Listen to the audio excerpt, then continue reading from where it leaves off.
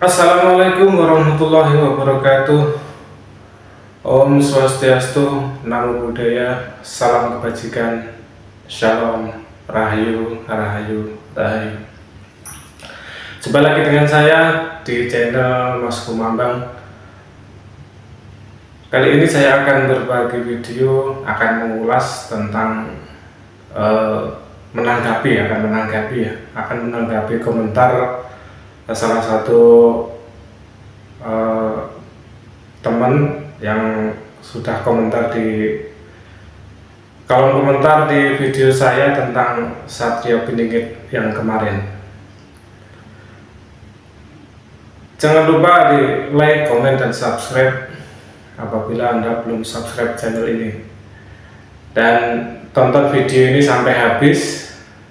Jangan di skip biar nggak gagal paham, karena kebanyakan orang nonton video itu dilihat dari tulisan yang ada di gambar, yang caption yang ada di thumbnail, belum ditonton sudah dikomentari, terus lihat terus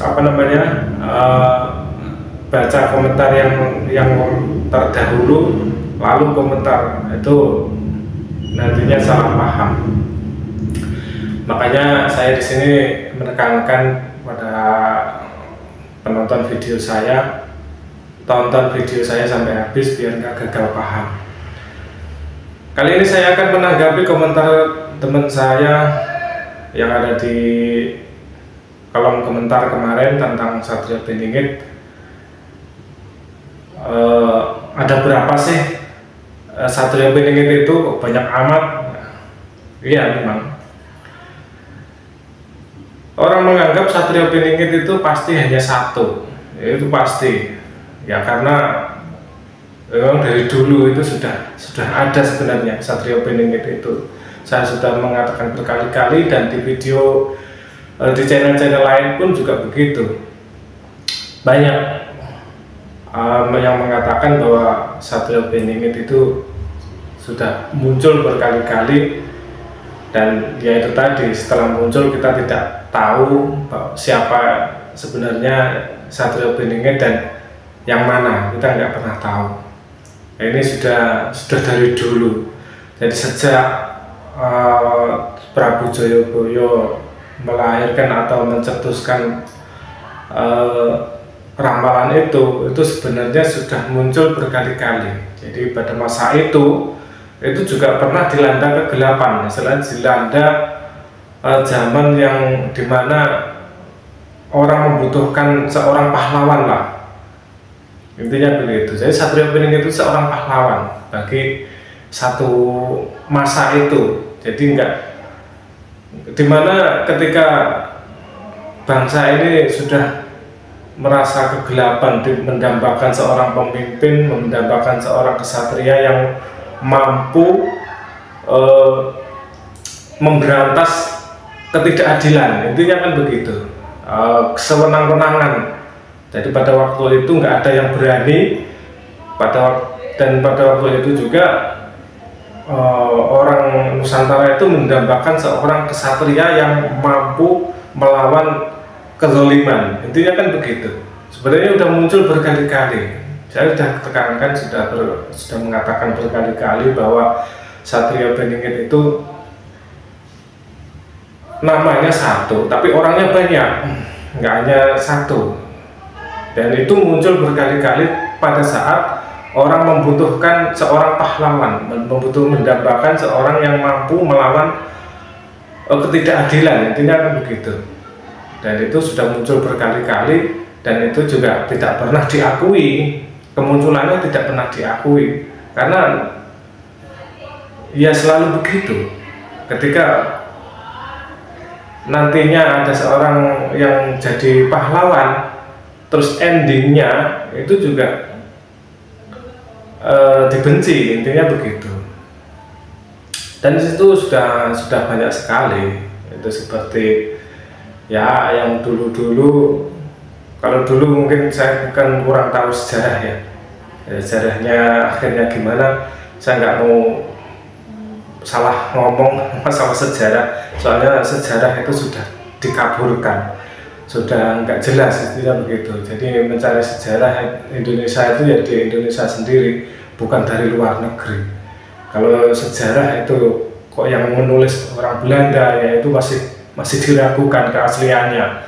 Ya yang menulis sejarah ya harusnya orang Indonesia sendiri, orang Nusantara sendiri.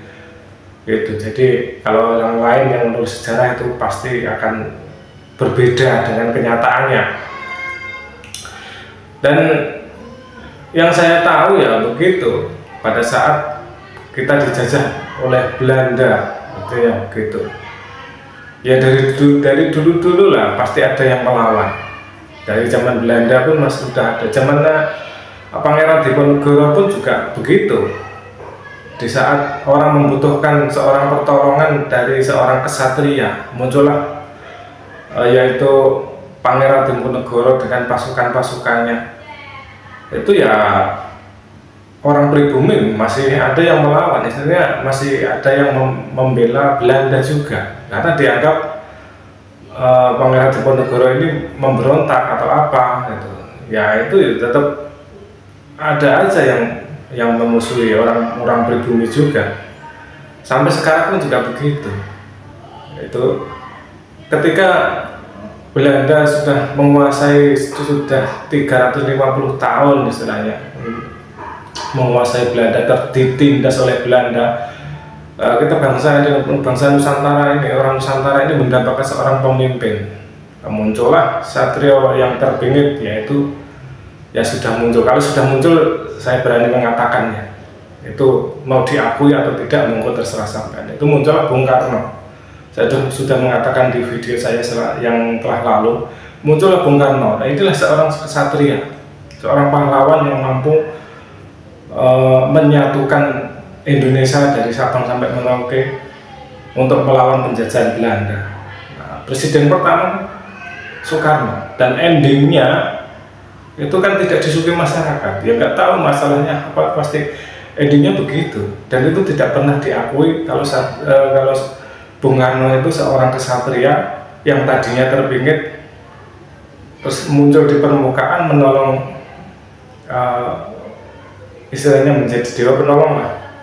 Ya akhirnya kan endingnya kan nggak bagus.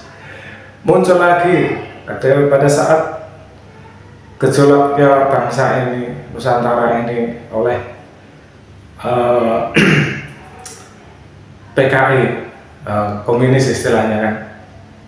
Ketika sudah melampaui batas, para komunis ini sudah arogan, sudah banyak memakan korban, tidak ada yang berani melawan komunis ini karena arogannya, anggota juga banyak, tidak ada yang berani menolong. Masyarakat sebenarnya mau melawan tapi kan nggak berani. Banyak yang bukan anggota komunis tapi terpaksa ikut-ikutan komunis. Karena apa? Karena takut, karena didoktrin, karena ditakut-takuti itu tadi. Banyak. Akhirnya kan mendambakan, masyarakat itu mendambakan seorang yang berani melawan komunis ini siapa. Ketika meletus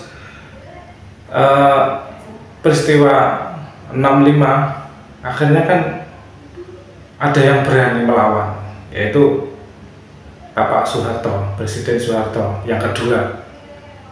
Nah itulah itu yang tadinya kesatria yang terbingit, yang tadinya orang nggak ada yang tahu, muncul di permukaan, dan endingnya sama saja, ya begitu, ya, dari tahun ke tahun ya begitu. Satrio Pening itu sebenarnya sudah muncul berkali-kali, tapi kita tidak pernah tahu, tidak pernah mengakui bahwa si A itu adalah yang tadinya seorang Satrio Pening tadi, dan tidak pernah diakui dia seorang kesatria, dan tidak pernah itu. Ya hanya orang-orang yang memiliki yang memiliki jiwa spiritualis atau apa itu, ya hanya orang-orang yang mampu membuka mata hatinya lah, intinya begitu. Dan ketika melawan apa namanya, ketika waktu itu Soeharto sudah diturunkan istilahnya, itu kan orang mendambakan seorang pemimpin lagi, di mana pada waktu kepemimpinan Soeharto ya dia dinilai, dianggap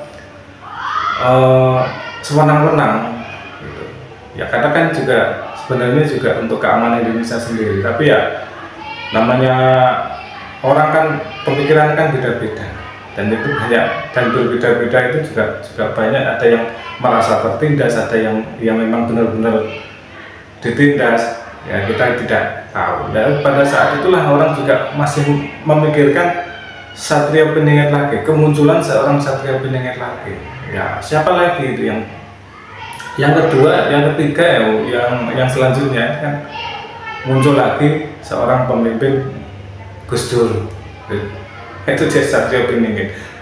Ya diakui atau tidak, kalau Gus Dur itu tidak jadi presiden, ya mungkin Indonesia itu sudah nggak tahu. Ya ini itu ya terserah mau percaya atau tidak. Pada waktu itu, pada waktu genting-gentingnya itu, Indonesia ini terancam perang saudara pada waktu itu. Makanya muncullah presiden yang lucu, yang dianggap masyarakat itu istilahnya apa ya? Ya kalau dalam pewayangan ya Petro dadi ratu lah gitu. Tapi kan demi keamanan pada waktu itu. Ya itu ya terserah Anda mau menilainya bagaimana, tapi ya intinya begitulah. Jadi orang menganggap seorang Satrio Piningit itu pasti hanya satu dan belum keluar, padahal sudah keluar berkali-kali.